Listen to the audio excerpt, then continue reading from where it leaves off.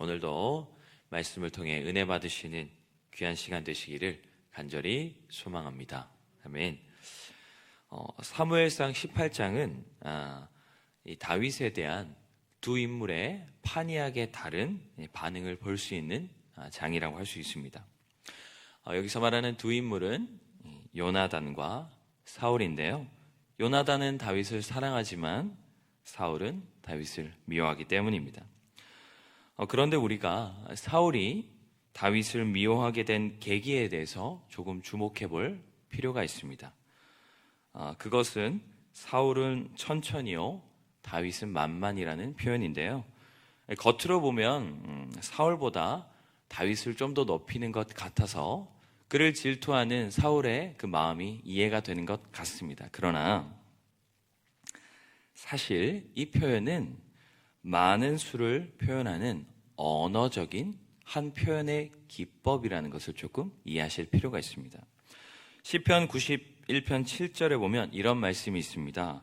1000명이 내 왼쪽에서 10,000명이 내 오른쪽에서 엎드러지나 이 재앙이 너에게 가까이 오지는 못할 것이다 라는 말씀이 있어요.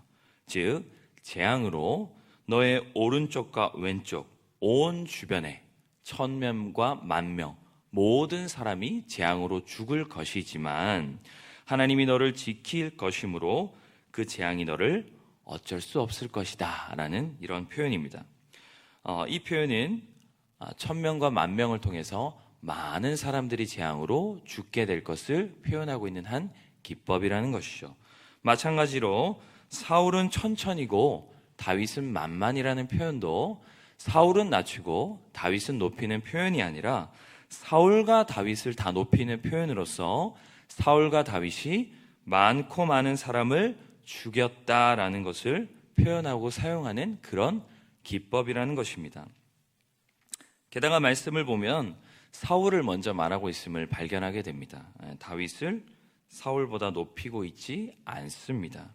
또한 이러한 표현은 고대 시대의 역사를 담고 있는 우가린 문헌에서도 많이 발견되는 표현으로서 많은 수를 표현할 때 흔히 사용했던 고대 시대의 한 표현이라는 것입니다. 고대 흔히 쓰는 표현이었다면 아마 사울도 이 표현이 자기를 낮추고 다윗을 높이는 표현이 아니라 많은 숫자를 이기고 돌아온 사울과 다윗을 칭찬하는 표현임을 알았을 것인데 왜 사울은 그 말에 그렇게 예민하게 반응을 하면서 다윗을 죽이고자 했을까요? 사무엘상 15장 28절에는 사울이 버림받는 사무엘의 선포가 나옵니다.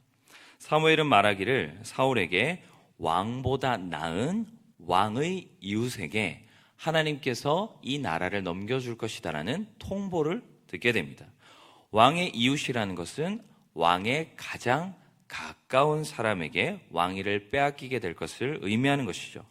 사울은 그 이후로 아마 언제나 왕위를 빼앗길 두려움 속에 살았을 것이고 무엇보다도 가장 가까운 사람에게 왕위를 빼앗긴다라는 말 때문에 가장 가까운 사람들을 의심하고 경계하며 살아왔을 것입니다. 그러던 중에 가장 가까운 측근이라고 할 수 있는 군대 장관까지도 세웠던 다윗을 사람들이 만만이라고 표현했을 때 사울이 어떤 심정이었을까요? 쟤인가 보다. 제가 내 나라를 빼앗을 그 이웃인가 보다 라는 생각을 하게 될 것이고 결국 다윗에 대한 질투로 이어지게 된 것입니다. 사무엘상 18장 8절 9절에도 나와 있거든요. 사울은 다윗이 더 얻을 것이 나라 말고 무엇이냐라고 말하면서 다윗이 자신의 왕위를 빼앗을 사람이라는 것을 극도로 경계하고 있음을 또한 발견하게 되면서 정말 이 사울이 다윗에 대해 그럴 수밖에 없었다는 것을 확인하게 되는 것이죠. 사울이 이렇게 할 수 있었던 이유는 왕권에 대한 그의 집착이 너무나도 극심했기 때문입니다. 물론 누구나 왕위에 오르면 그리고 왕위를 빼앗길 거라고 생각을 한다면 어느 정도 두려워할 것 같은데 사울은 그 집착의 정도가 좀 심했던 것 같습니다. 마치 집에 보석이 있는데 그 보석을 누가 뺏어갈까 봐 걱정해서 밤새도록 잠을 이루지 못하는 그런 모습을 보이고 있다는 것이죠. 사울에게 있어서 왕이라는 것은 조금 특별한 의미였던 것 같습니다.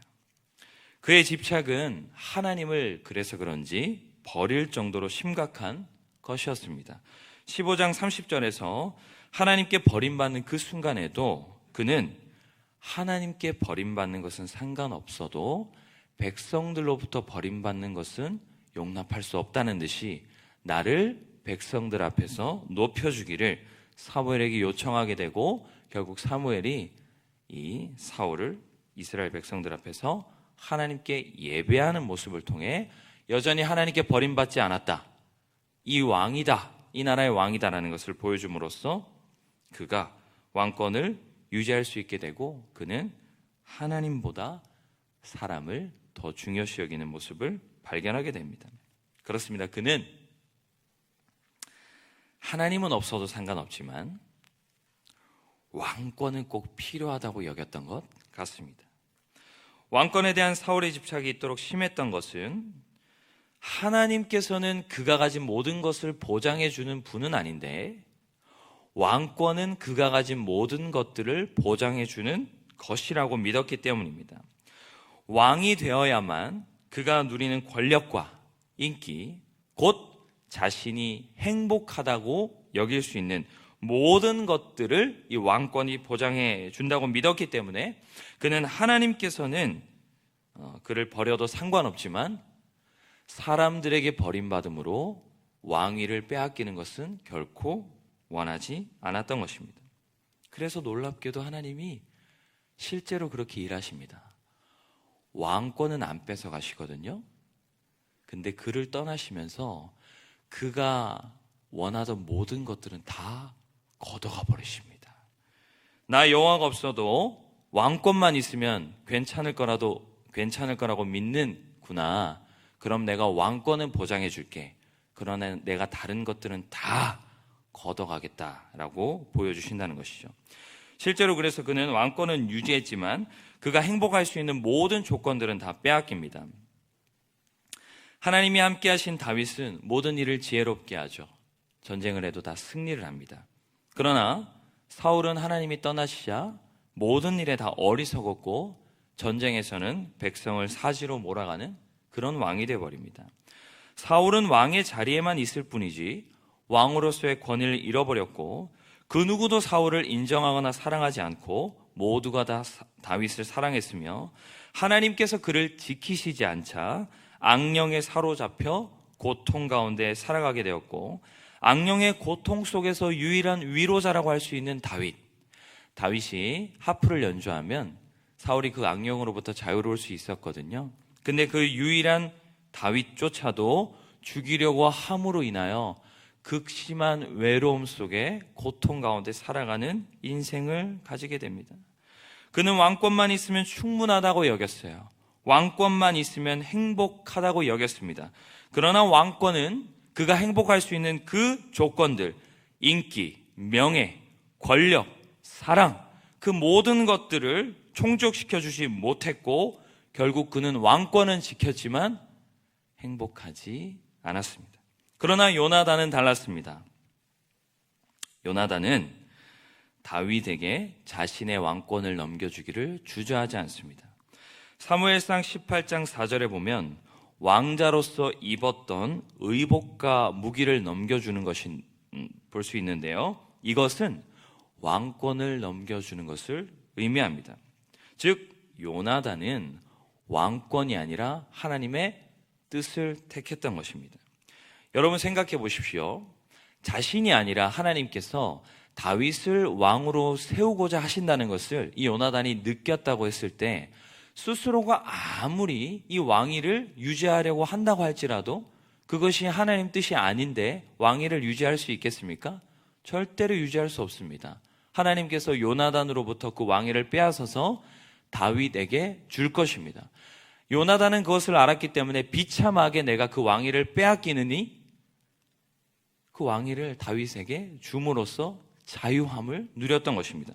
또한 다윗을 왕으로 세우는 것이 하나님의 뜻이라면 요나단이 그 왕위를 다윗에게 준다는 것은 곧 하나님의 뜻에 순종하는 것이 되기 때문에 반드시 그의 인생을 하나님께서 책임져 줄 것을 그는 믿었기 때문에 요나단은 하나님의 뜻에 따라 그 왕위도 다윗에게 줄 수 있었던 것입니다. 요나단은 가장 행복하고 가치 있고 아름답게 살 수 있는 길이 왕권이 아니라 하나님의 뜻에 순복하는 길임을 알았기 때문에 그는 왕권은 포기하더라도 하나님을 포기하지 않았고 하나님께서 기뻐하시는, 하나님께서 함께 하시는 하나님을 잃지 않는 삶을 택했던 것입니다. 안타까운 것은 우리의 삶에 이런 요나단의 모습이 나타나면 참 좋은데 살아가다 보면 사울의 모습이 나타날 때가 참 많이 있다는 것을 알게 됩니다. 왕권만 있으면 행복할 수 있어 라고 믿는 것처럼 세상만 있다면 행복할 수 있다고 믿고 살아가는 것 같다라는 것입니다. 사울이 왕권을 소유했지만 하나님은 잃게 되면서 어리석어지고 편협해지고 겁쟁이가 되는 무능력한 존재가 되며 악령에 시달리고 주변의 모든 사람들을 내쫓으며 혼자가 되어 외롭고 괴로운 인생을 살아가게 됐던 그러한 모습들이 우리 안에 나타나게 된다는 것이죠. 세상은 소유하게 되지만 하나님은 잃게 되면 우리는 행복한 존재가 될 수 없음에도 참 안타깝게도 우리는, 저를 포함한 우리는 하나님보다는 세상을 참 추구하고 살아갈 때가 많이 있는 것 같습니다. 요즘 제가 이 총동원 주일을 준비하는 과정에서 일이 좀 많아졌나 봐요. 그래서 제가 집에 가서까지 일을 하는 일이 많이 생겼습니다. 어제도 제가 말씀을 준비하느라 집에 가서도 쉬지도 못하고 11시 이 정도까지 제가 말씀을 준비했어요. 근데 이 일이 너무 많다 보니까 그런 의심이 제 안에 갑자기 막 생기기 시작하는 거예요.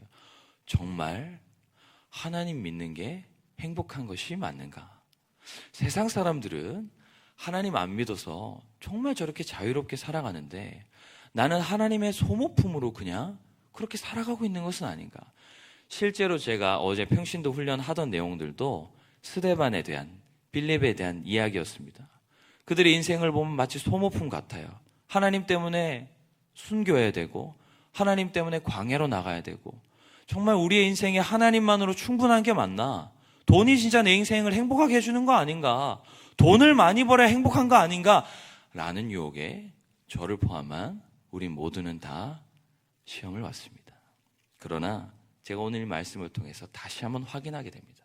여러분, 왕권이 절대로 행복을 유지해 줄 수 없습니다. 돈이 절대로 우리를 행복하게 해줄 수 없습니다. 우리에겐 하나님이 필요한 줄 믿습니다. 저는 여러분들이 사울과 같이 어리석게 세상을 얻으려다가 하나님을 잃는 삶이 아니라 요나단과 같이 하나님을 잃지 않기 위해 살아가는, 세상은 포기하더라도 주님은 절대로 포기하지 않은 가장 지혜롭고 복된 인생이 되시기를 간절히 소망합니다. 기도하겠습니다.